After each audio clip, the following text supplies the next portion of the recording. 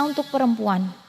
Memang sih kita terkadang merasa lelah, jenuh. Mungkin kalau padahal saya hanya melihat kejadian ini, melihat orang-orang yang mengalami hal-hal serupa, hal-hal yang seperti itu. Diri saya sendiri yang hanya melihat, bukan yang melakukan. Itu kadang saya merasa, lelahnya, dia pasti lelah, bolak-balik seperti ini, dengan hukum seperti pasti lelah. Tapi setiap apa yang dialami pasti ada hikmahnya di sini.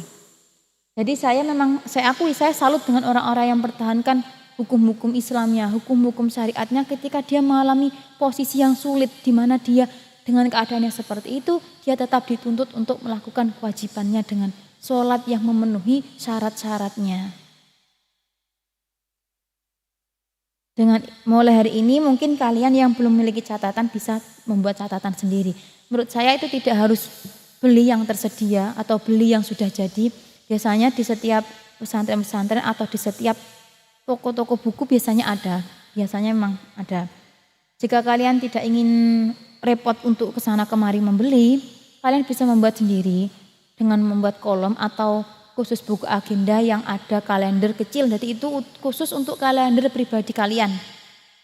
Jika kalian tidak ingin repot untuk membuat kolom atau secara rinci, cukup sediakan kalender kecil saja untuk diri pribadi. Jadi setiap nanti darah itu keluar, kalian tinggal melingkari tanggal yang ada di kalender, melingkari harinya. Tinggal kalian kasih tanda darah keluar atau haid, itu jam-jamnya. Jadi nanti ketika misal adanya darah yang keluar melebihi batas, kalau menurut saya jam itu juga penting. Karena apa? Nanti ketika kalian tuh keluar darah itu melebihi batasnya haid atau di mana masa suci kalian ini belum mencangkup batas minimalnya suci, nanti ini perhitungannya menggunakan waktu itu. Jadi menggunakan perhitungan waktu. Nanti yang diperhitungkan adalah sholatnya seperti itu. Jadi menurut saya yang terpenting itu yang kalian harus catat, tanggal, bulan, tahun, sama jam. Minimal itu dulu untuk kalian yang masih awal mempelajari tentang mahid. Kalau untuk kalian yang sudah mahir atau sudah pernah mempelajarinya secara detail, mulai dari sifatnya darah, mulai warnanya darah, untuk itu kalian bisa menulis secara rinci. Untuk itu. Jadi untuk mengetahui nanti hukum-hukum yang terjadi pada kalian, langkah pertama untuk mempermudah diri sendiri ini, kalian menyediakan catatan untuk diri kalian. Kedua, mempelajari sedikit demi sedikit lah. Katakanlah kalian tak harus mendalaminya secara fokus pada satu titik, tidak. Ketika satu hari atau beberapa hari kalian luangkan untuk membaca buku-buku yang menerangkan tentang mahid atau tentang hukum-hukum wanita yang seperti ini. Sedikit-sedikit nanti kalian juga akan paham. Misal kalian selalu seperti ini. Aku juga sering mempelajari hal seperti ini, juga sering membaca, sering menonton kajian seperti ini, sering melihat acara-acara yang menerangkan tentang hukum-hukum wanita. Tapi aku tuh selalu lupa ketika nanti aku mengalaminya sendiri, itu bagaimana. Memang yang namanya ilmu atau pengetahuan itu bahayanya ilmu atau kelemahannya ilmu adalah sifat lupa. Maka dari itu ketika ada suatu hal yang penting dalam pengetahuan yang kalian cari, entah itu dari kalian baca atau menonton video pembelajaran bersama seperti ini, atau dari teman kalian sendiri atau dari guru kalian, catatlah yang penting. Tolong itu catatlah yang penting.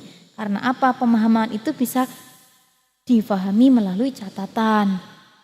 Wajar kalau kalian sekali lihat lupa, udah diterangin tapi aku lupa. Sama, saya pun juga mengalami hal sama. Karena saya juga manusia biasa seperti kalian. Sama-sama memiliki sifat lupa. Jadi apa yang kita sekilas seperti ini, kita belajar seperti ini. Nanti ketika ini sudah selesai, mungkin kalian sudah lupa kembali. Itu memang sifat manusia, tapi sifat itu bisa diantisipasi dengan adanya catatan. Minimal catat hal yang penting. Pertama, definisinya haid itu apa? Batas minimalnya berapa? Batas maksimalnya berapa? Jadi ketika nanti kalian mengalami hal-hal yang serupa, gak langsung panik banget.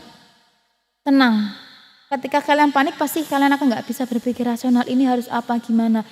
Menurut saya wajar mungkin kalian takut dengan hukum-hukum yang sudah berlaku.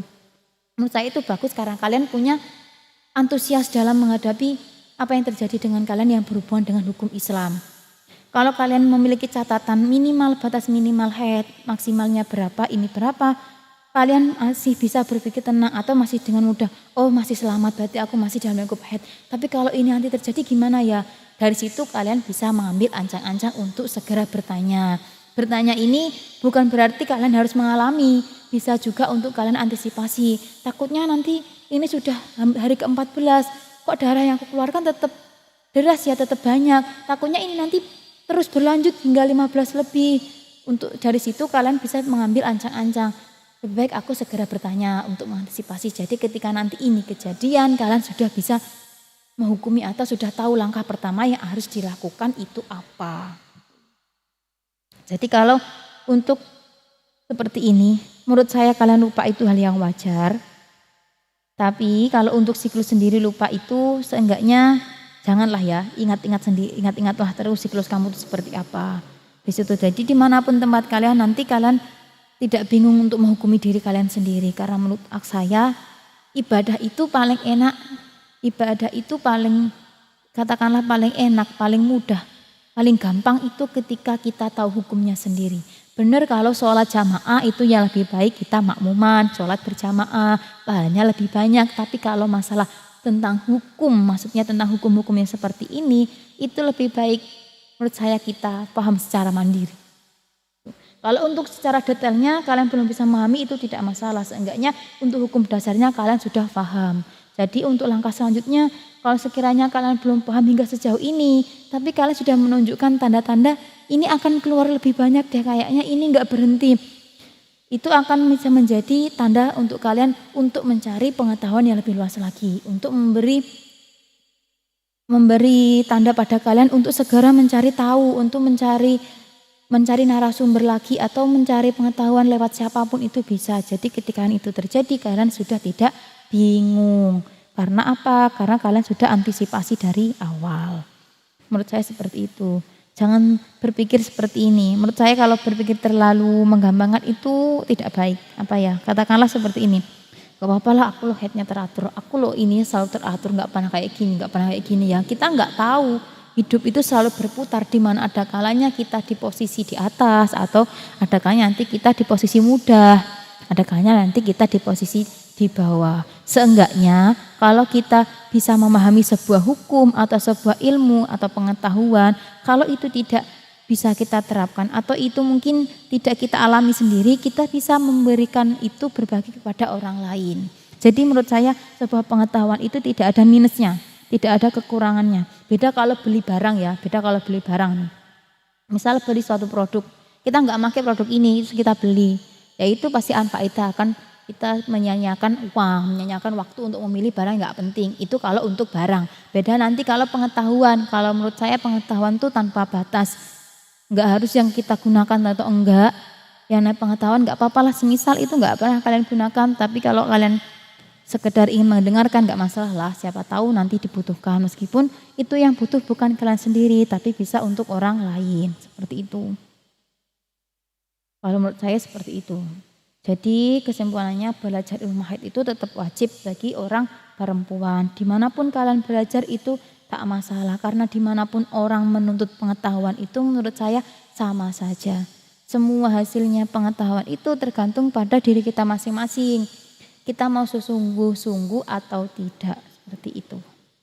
Dimanapun tempatnya, siapapun narasumbernya, siapapun guru kalian, dimanapun kalian mengambil pengetahuan itu menurut saya sama saja selama pengetahuan itu benar-benar memang selaras dengan hukum Islam. Tuh.